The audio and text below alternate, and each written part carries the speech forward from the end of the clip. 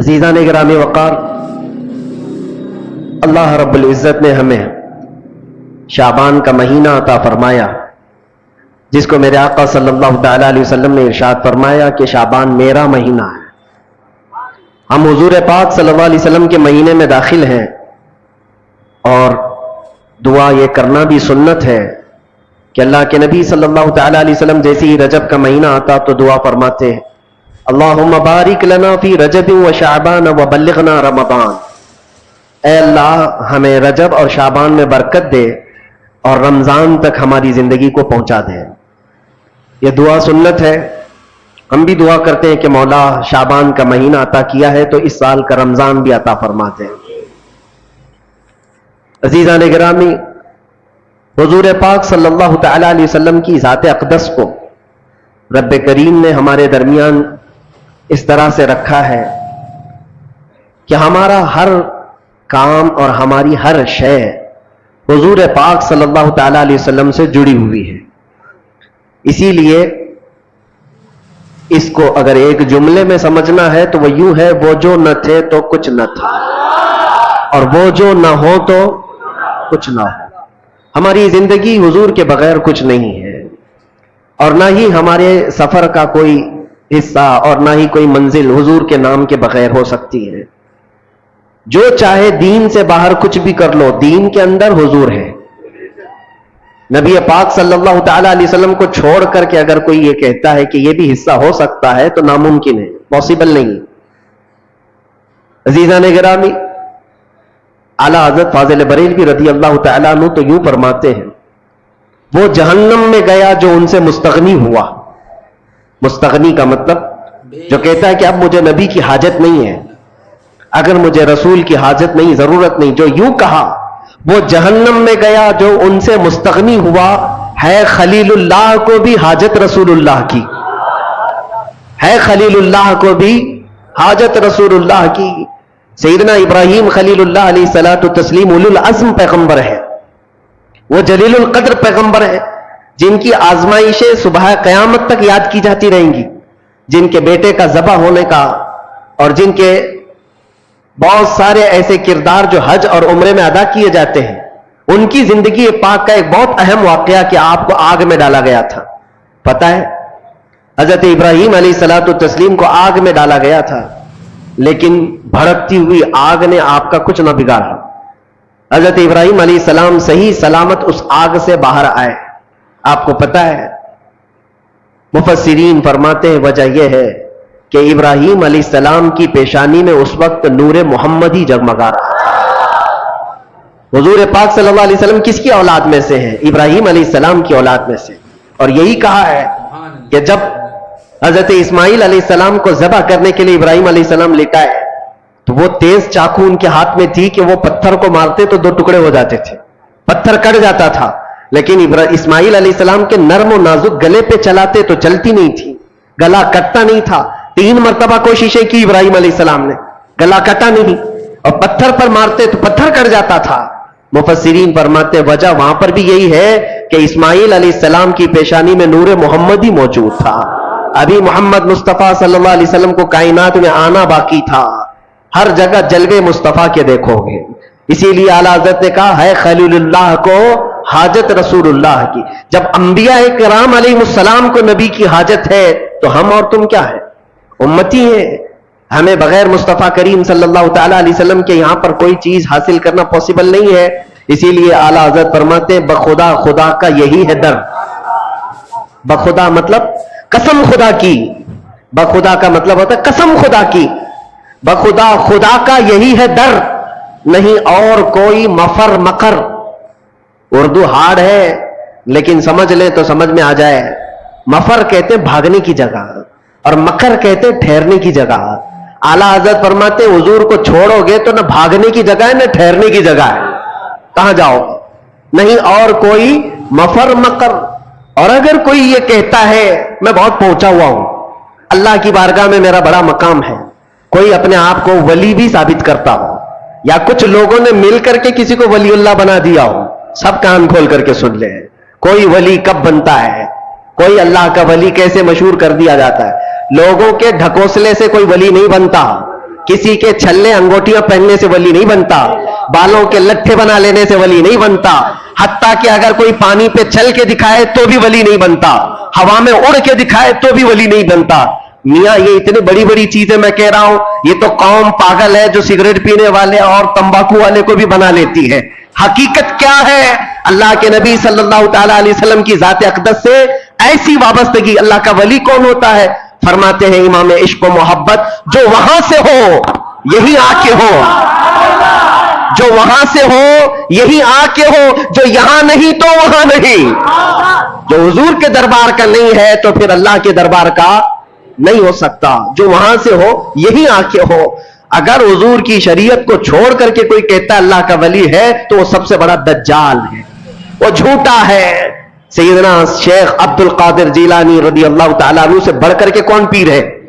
पीराने पीर गौसुल आजम दस्तगीर, जिनकी करामात पर हम और तुम तो छोड़ो, जो औलिया इकराम के मुतालिक आइन काइन करते हैं वो भी गौसे पाक को वली मानते हैं। हाँ, शेख इब्ने तैमिया अहले हदीस के बहुत बड़े इमाम शेख इब्ने तैमिया ने कहा है कि अगर कसरत से किसी की करामात साबित है तो शेख अब्दुल कादिर जीलानी की। उनके मुतालिक कह रहा हूं, जिनकी विलायत पर सबका इत्तेफाक है, सारे मानते हैं। वो गौसे आजम रदी अल्लाह तआला अन्हु नमाज पढ़ रहे हैं और बादल का एक टुकड़ा आपके ऊपर साया बन गया है। किसी और के ऊपर बन जाए तो फिर पता नहीं वो क्या समझ ले अपने आप को। वो बादल के टुकड़े से आवाज भी आने लगी, बात भी हो रही है, ए अब्दुल कादिर आज से तेरे लिए सारे हराम हलाल कर दिए गए, आज से तेरे लिए नमाज माफ कर दी गई। इतनी इबादत तुमने की है। सरकार गौसे पाक ने इबादत भी उतनी की थी। अगर कोई 100 रकात पढ़ करके थक जाए और वो सोचे कि मुझे कहीं से आवाज आई तो उसको लगता है हाँ पक्का मेरी कबूल हो गई है। 100 तो पढ़ा हो। गौसे पाक तो 40 साल तक पूरी रात इशा से लेकर फजर तक खड़े रहे। 40 साल तक हड्डियां निकल आई थी जिस्म से। एक अंगूर के दाने से सहरी करते और एक गिलास पानी से इफ्तार किया करते। और इतनी कसरत से इबादत के बाद अगर आसमान से आवाज आए तो बंदे को यकीन हो जाना चाहिए कि मेरी तो इबादतें इतनी हैं, हो सकता है डायरेक्ट मेरे पास अल्लाह की तरफ से बात आ रही। लेकिन गौसे पाक की तरफ आवाज आई बादल के टुकड़े से, ए अब्दुल कादिर आज से तेरे लिए नमाज माफ है, सारे जितने तुम्हारे लिए हराम चीजें थे हलाल हो गई। गौसे पाक ने जलाल में कहा यह आवाज रहमान की नहीं, यह शैतान की है। कोई चीज किसी के लिए कयामत तक हराम हलाल नहीं हो सकती जिसको मेरे मुस्तफा ने हराम किया हो। जो नबी पाक ने हराम कर दिया वो कयामत तक के लिए हराम है, किसी के लिए हलाल नहीं हो सकती। उसमें अब्दुल कादिर जीलानी क्या और कोई और क्या। गौसे पाक फरमाते यह आवाज शैतान की है। और दूसरी चीज, आज से मेरे लिए इबादत माफ हो गई। गौसे पाक फरमाते हैं जो सैयदुल अंबिया के लिए नमाज माफ नहीं हुई तो अब्दुल कादिर के लिए कैसे हो सकती। यहां तो बहुत सारे ऐसे ही बैठे हुए हैं, यहां बैठे और तसव्वुर में नमाज पढ़ रहे हैं और दीवाने लोग भी उनके पीछे भागे जा रहे हैं। सोचो तो सही, नबी पाक सल्लल्लाहु अलैहि वसल्लम को छोड़ करके अगर तुम चाहते हो, कुछ लोगों ने ऐसे गुमराह कर रखा है लोगों को। याद रखना मेरे अजीजों, विलायत की कसौटी शरीयत मुस्तफा है। हुजूर को छोड़ करके कोई वली नहीं बन सकता। वलायत वही है जो नबी पाक सल्लल्लाहु ताला अलैहि वसल्लम के नक्शे कदम पर चल रहा हो। पीर हो तुम्हारा, वली हो कोई, ऐसे का दामन आंख बंद करके थाम लेना जो तुम्हें आंख बंद करके सीधे मदीने पहुंचा देता हो, हुजूर की मोहब्बत तुम्हारे सीने में डालता हो। बाकी झोला छाप है सब, बाकी सब चंदा छाप है। दुनिया में ऐसे ढकोसले बहुत होंगे, शैतान खिजर के लिबास में घूमता हो, उसके पीछे आंख बंद करके भागना तुम्हारे लिए बड़ा खतरनाक है।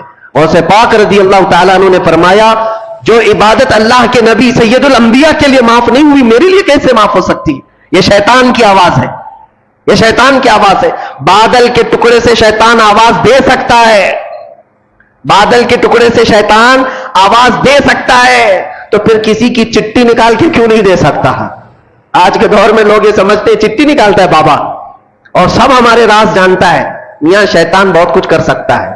अभी बड़ा दज्जाल जब आएगा वो तो बारिश भी बरसा के दिखा सकता है, सब्जा उगा के भी दिखा सकता है। हदीस पाक में वो बड़ा दज्जाल तो मुर्दे को जिंदा करके भी दिखाएगा। लेकिन तुम्हारे ईमान का इम्तिहान होगा। हर घड़ी तुम ये देखो, ये सारे अजायब देख करके पागल ना हो जाना اپنے نبی کو یاد کرنا. میرا خدا رب العالمین ہے, اللہ رب العزت ہے. اور اب آپ کو میں بتاؤں, غوث پاک رضی اللہ تعالیٰ عنہ پر دوسرا حملہ کیا شیطان نے. کہا عبد القادر اتنا پڑھے لکھے ہو تم, اتنا پڑھے لکھے ہو, اگر اتنا پڑھے لکھے نہیں ہوتے تو آج تو میں تم کو گمراہ کر دیتا. آج جو میں نے کہا ہے, اب شیطان اپنی اصلیت پہ آیا. آواز جو آ رہی تھی بادل کے ٹکڑے سے کہ تمہارے لیے عبادت معاف ہے, تمہارے لیے حرام حلال ہے, غوث پاک نے جب جواب دیا تو شیطان کہتا ہے بہت پڑھے لکھے ہو تم, اور اتنا پڑھے لکھے ہو کہ آج تمہارے علم نے بچا لیا تمہیں, ورنہ گمراہ ہو جاتے آج. غوث پاک نے فرمایا ابلیس تو مجھے دوبارہ گمراہ کر رہا ہے, مجھے میرے علم نے نہیں میرے خدا کے فضل نے بچایا. علم تو تیرے پاس بھی تھا, علم تو تیرے پاس اتنا تھا کہ فرشتوں کو پڑھایا کرتا, لیکن تو بچ نہ سکا. اس لیے میرے عزیزوں, ہر گھڑی اس کا وار ہے شیطان کا, ابلیس کا ہمارے اوپر, لیکن کسوٹی ایک ہی اپنی زندگی پر رکھو کہ نبی پاک صلی اللہ تعالیٰ علیہ وسلم کی ذات کے لیے ایسی کسوٹی رکھو کہ ہمارے بزرگوں نے جو ہمیں تعلیم دی ہے, نبی سے ہو جو بیگانہ اسے دل سے جدا کر دے, نبی سے ہو جو بیگانہ اسے دل سے جدا کر دے, پدر مادر برادر جان و مال ان پر پھرا کر دے. یہ ہماری کسوٹی ہو, یہ ہماری زندگی کا معیار ہو. اور بعض لوگ یہ سمجھتے ہیں کہ ہم تو نبی پاک صلی اللہ علیہ وسلم سے بے انتہا محبت کرتے ہیں, اور تھوڑا بھی اگر کوئی دوسری جماعت کا دکھتا ہے جس کے دل میں حضور صلی اللہ تعالیٰ علیہ وسلم سے بغض لگتی ہے تو ہم تو اس سے دور رہتے ہیں. صرف اتنا ہی نہیں ہے, نبی سے ہو جو بیگانہ کا مطلب کیا ہے؟ جو شریعت چھوڑ کر کے بھاگ رہا ہے وہ نبی سے بیگانہ ہی تو ہے. حضور پاک صلی اللہ تعالیٰ علیہ وسلم سے اپنا دامن چھڑانے کی بات کرتا ہے, وہ نبی سے بیگانہ ہے.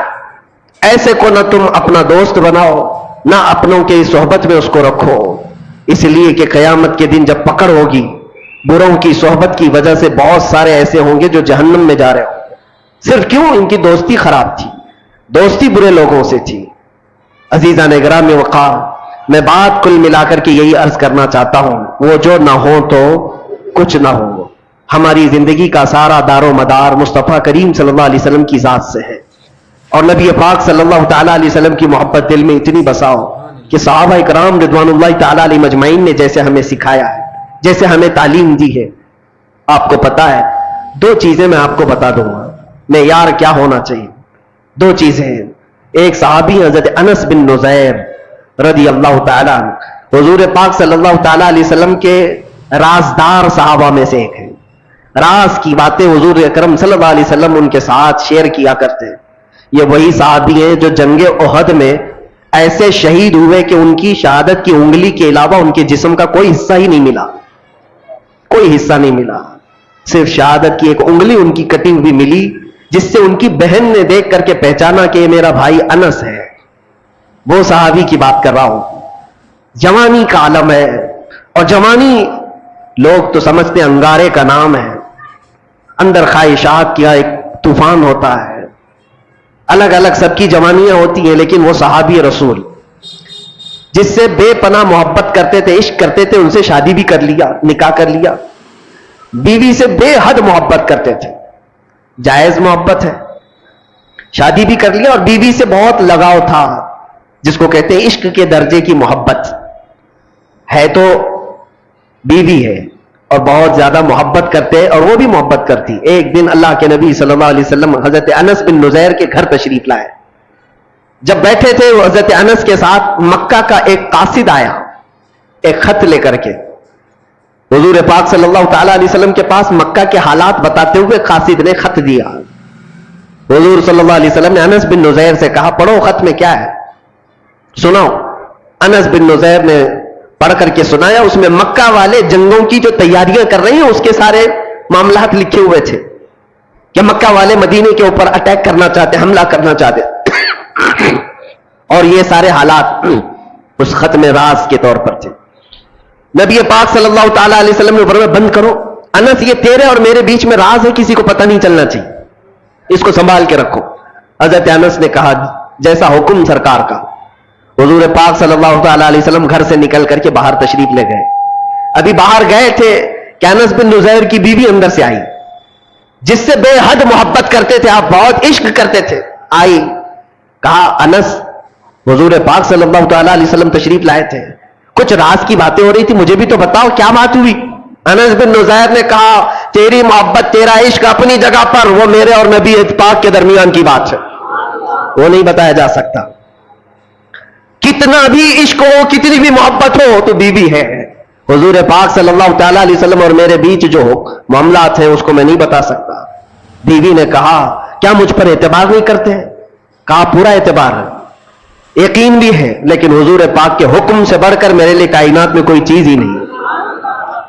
بیوی نے ہنس کر کے کیا کہا، چلو نہیں بتاتے کوئی بات نہیں، میں نے سن لیا ہے دیوار کے پیچھے سے، سن لیا ہے میں نے کیا بات ہوئی ہے۔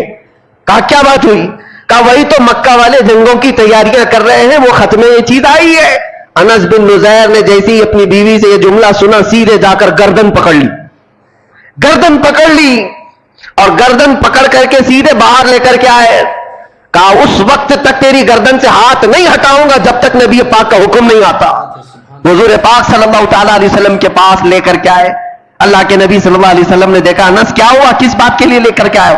کہا آقا میں مجرم نہ ٹھہرایا جاؤں، آپ نے فرمایا تھا راز کی بات ہے، میں حفاظت کر رہا تھا، میں نے کسی کو نہیں کہا، لیکن دیوار پیچھے سے میری بیوی نے سن لیا، اور جب مجھے خبر ہو گئی کہ اس نے سنا ہے میں اس کی گردن پکڑ لیا ہوں، اگر سرکار کا حکم ہو تو میں یہاں ختم کر دوں یہ سارا معاملہ، تاکہ میں کل جرم میں نہ پکڑا جاؤں کہ نبی پاک کے راز کو افشا کرنے والا انس ہے، اپنی بیوی کی محبت کے چکر میں اپنے نبی پاک کی محبت کو داؤ پہ لگا دیا، یہ بات نہ ہے، اس لیے گردن پکڑ کر کے لایا ہوں۔ حضور نے فرمایا ہاتھ ہٹاؤ، جتنا تم مجھ سے محبت کرتے ہو وہ بھی مجھ سے محبت کرتی ہیں، جیسے تم رازدار ہو ویسے وہ بھی رازدار ہے، وہ صحابیہ ہے۔ ہاتھ ہٹا دیا اور اپنی بیوی سے مسکرا کر کے کہا جب بات آ جائے رسول اللہ کی تو پھر گردن کسی کی نہیں ہوتی، پھر کسی کی اہمیت نہیں ہوتی۔ یہ معیار یاد رکھو ہمیشہ، دنیا کا عشق، دنیا کی محبت ایک جگہ پر، جہاں حضور کی بات آ جائے تو پھر کسی گردن کی اہمیت نہیں ہے، کسی کی کوئی اہمیت نہیں ہے۔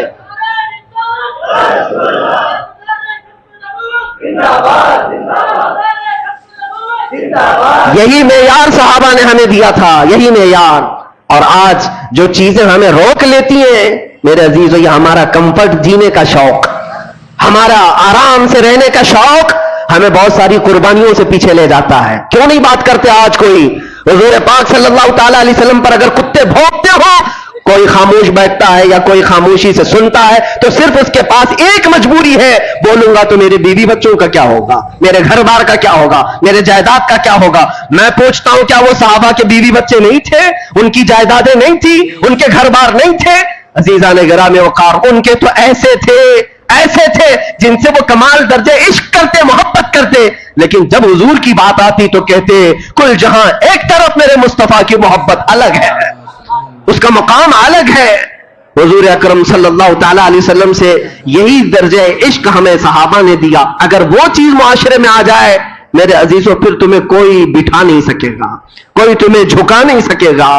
آج مجھے اس بات کا احساس ہے کہ میں جو باتیں کرتا ہوں اس سے لوگوں کو تکلیف کیوں ہے۔ بہت سارے خطیب ہیں، بہت سارے مقرر ہیں، مجھے ایک صاحب نے کہا تھا کہ آپ صرف مقرر نہیں ہیں، آپ صرف خطیب نہیں ہیں، ہمیں یہ دیکھنا پڑتا ہے کہ لوگوں کے اندر انفلوئنس کتنا رکھتا ہے، لوگوں کے اندر اپنا اثر کتنا رکھتا ہے۔ اور ہم نے بتایا اثر کیا یہ زبان کی وجہ سے ہوتا ہے؟ زبان تو ہزاروں کے پاس ہے، نہیں، اثر یہ صرف اور صرف محبت مصطفیٰ کی وجہ سے ہوتا ہے۔ اور جہاں بندہ یہ احساس کر لے جاتا ہے میری ذمہ داری ہے، میں نبی کا ہوں اور میری ذمہ داری ہے، میرے عزیزوں، پھر کسی خطیب اور مقرر کی بھی اسے ضرورت نہیں پیش آتی۔ وہ صحابہ اکرام رضوان اللہ تعالی علیہم اجمعین کو قربانیاں دینے کے لیے کسی نے اکسایا تھا، کسی نے ابھارا تھا؟ کیسے؟ وہ صحابیہ کی بات جب میں یاد کرتا ہوں تو رونگٹے کھڑے ہو جاتے ہیں۔ جنگ کے میدان کے بعد آتی ہے حضور کی بارگاہ میں، کہتی ہے سنا ہے میرا جوان بیٹا شہید ہو گیا، اگر آپ حکم دیں تو میں اپنے بیٹے کی لاش دیکھوں۔ یا خبر آ جائے کسی کے مرنے کی تو کیا حالت ہوگی، لیکن ایک ماں ہے حضور سے اجازت لے کر آتی ہے، اگر حکم دیں تو میں اپنے جوان بیٹے کو دیکھوں۔ حضور نے فرمایا دیکھ سکتی ہو، جاؤ۔ میدان میں لاشیں ہیں، اس میں ایک جوان بیٹا خون میں لت پت، اس بوڑھی خاتون کا نیچے ہے، لاش کو اٹھایا، کپڑے ہٹایا، جبہ ہٹا کر کے پیٹھ کو دیکھا، پھر بوسہ لیا اور سجدہ کیا۔ جو صحابہ کھڑے تھے پوچھتے اماں جانی کیا کر رہی ہو؟ कहती है खातून मदीने की, जब ये जवान मेरे घर से निकल रहा था मेरा बेटा, मैंने इसे वसीयत की थी, सुना है कि हुजूर पाक सल्लल्लाहु ताला अलैहि वसल्लम पर वक्त सख्त आ गया है, मुशरिकीन सख्ती से हमला कर दिए हैं, बेटा याद रखना अगर हुजूर को छोड़कर मैदान से भागते हुए मारा गया तो मैं अपना दूध माफ नहीं करूंगी। मैदान छोड़कर भागते हुए मारा गया तो मैं अपना दूध नहीं माफ करूंगी। और मैंने सुना आज मैदान में से बहुत सारे लोगों पर ऐसे हालात आ गए थे कि उनको भागना पर मजबूरी आ गई, वो इधर उधर बिखर गए थे। मुझे डर यह था कि मेरा बेटा भी तो भागते हुए नहीं मारा गया। मैं मैदान में आकर यही तो देख रही थी, पीठ पर तीर के निशान तो नहीं है कि भागते हुए इसको पीछे से किसी ने मारा। फिर मैं सजदे शुक्र अल्लाह की बारगाह में इसलिए अदा कर रही हूं, मेरे बेटे की पीठ पर एक भी निशान नहीं है, जितने हैं सब सीने पर खा करके मरा। वो माएँ कैसी थी, कुर्बानियां, और उनके बाद सामने बच्चों की लाशें हैं, और वो ये कहती अल्लाह का शुक्र है कि मेरा बेटा जमा मर्दी के साथ गया है। वही मदीने की खातून है, वो आती है बारगाह मुस्तफा में और अर्ज करती है, या रसूल अल्लाह कुल्लु मुसीबतिन बअदक जुलनुन, आप हैं तो फिर हर मुसीबत हल की है। ऐ अल्लाह के नबी, आप हैं तो फिर हर मुसीबत हल की है। इसीलिए ए नौजवानों याद रखो, एक बार दुनिया सारी ठोकर मार दे लेकिन आमीना का लाल कभी तुम्हें तन्हा नहीं होने देगा। हुजूर पाक सल्लल्लाहु ताला अलैहि वसल्लम की मोहब्बत हर जगह का आसरा है। यह मेरे तजुर्बे की बात मैं बता रहा हूं। अगर ईमान ना होता और हुजूर की मोहब्बत का यह दर्जा ना होता तो हम जेल में पता नहीं कहां से कहां पहुंच गए होते, किस तरह के हालात होते। मैंने एक दो नहीं सैकड़ों लोगों को पागल होते हुए अंदर देखा है, डिप्रेशन के शिकार में खुदकुशी करते हुए देखा है, और लोगों को कुफरियात बकते हुए देखा है। कोई खुदा नहीं, कोई कुरान नहीं, कोई दुआ नहीं। जब नाउम्मीदी और मायूसी आती है तो लोग बिफर जाते हैं, कुफ्र बकने लगते हैं, खुदकुशी कर लेते हैं, और या तो फिर मेंटली इस तरह से डिसअपियर हो जाते हैं कि वो पागलपन के शिकार हो जाते हैं, मानसिक संतुलन खो बैठते हैं। ये सब हालात देख देख करके हमें भी एहसास होता था कि हमारा क्या होगा मुस्तकबिल, हमारा फ्यूचर क्या होगा। जहां पूरी पूरी ताकतें बाहर लगी हो, छोटे मोटे लोग क्या कर सकेंगे। लेकिन मेरे अजीजों, एक चीज सहारा देती थी, एक चीज सहारा देती थी, जब आंख बंद करें गुंबद खजरा की रोशनी सहारा देती है। हुजूर पाक सल्लल्लाहु ताला अलैहि वसल्लम की आवाज आज भी हर आशिक को सुनाई देती है कि मैं हूं तो फिर डरता क्यों है। खौफ ना रख रजा जरा, तू तो है अब्दे मुस्तफा। आला हजरत ने हमें यह सिखाया है, खौफ ना रख रजा जरा, तू तो है अब्दे मुस्तफा, तेरे लिए अमान है, तेरे लिए अमान है। हाँ, डर आएगा, खौफ आएगा, मुसीबत आएगी, लेकिन वो कुछ देर की होगी, कुछ देर की होगी। इसी को हम कहते हैं कुछ देर की खामोशी, इसी को हम कहते हैं। हर चीज आएगी, मुसीबत आएगी, इम्तिहान आएंगे, कुछ देर की है।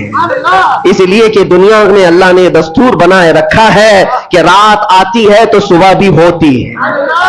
रात ज्यादा देर तक नहीं रहती, सूरज को निकलना है। और आज उम्मत मुस्तफा पर अगर ये इस तरह के मौसम आए हुए हैं कि इस पर कालक लगाने की कोशिश की गई हो या गहन लगा हो, तो चांद पे भी गहन लगता है लेकिन थोड़ी देर का होता है, कुछ देर का होता है। लेकिन जब गहन छट जाता है तो फिर चांद अपने आबो ताप के साथ फिर चमकता है। और हम सबकी जिंदगी का यही दस्तूर है मेरे अजीजों। ईमान वाले हो तो एक बात याद रखना, जहां में अहले ईमान मिसले खुर्शीद जीते हैं, ये समझ के चलो, जहां में अहले ईमान मिसले खुर्शीद जीते। खुर्शीद सूरज को कहते हैं। ईमान वालों की मिसाल शायर ये कह रहा है, दुनिया में ईमान वाले सूरज की तरह जीते हैं। दोस्तों, ये था आज का बयान जो कि मशहूर ज़माना हज़रत मुफ्ती सलमान अज़हरी साहब ने आपने शब बारात के बारे में और आका सल्लल्लाहु ताला अलैहि वसल्लम के अज़मत और मोहब्बत के बारे में आपने बताया, और आप जेलों के बारे में भी आपने बताया कि आपके ऊपर क्या क्या हुआ। उम्मीद है कि आपको ये बयान पसंद आई होगी। अगर पसंद आई हो तो वीडियो को लाइक, दोस्तों को शेयर, और हमारे मुफ्ती सलमान अज़हरी साहब को अल्लाह पाक उम्र में तंदुरुस्ती में बरकत अता फरमाए। चैनल को अभी तक सब्सक्राइब नहीं किया तो चैनल को सब्सक्राइब कर लें। मिलेंगे अगले वीडियो में, तब तक के लिए अल्लाह हाफिज़।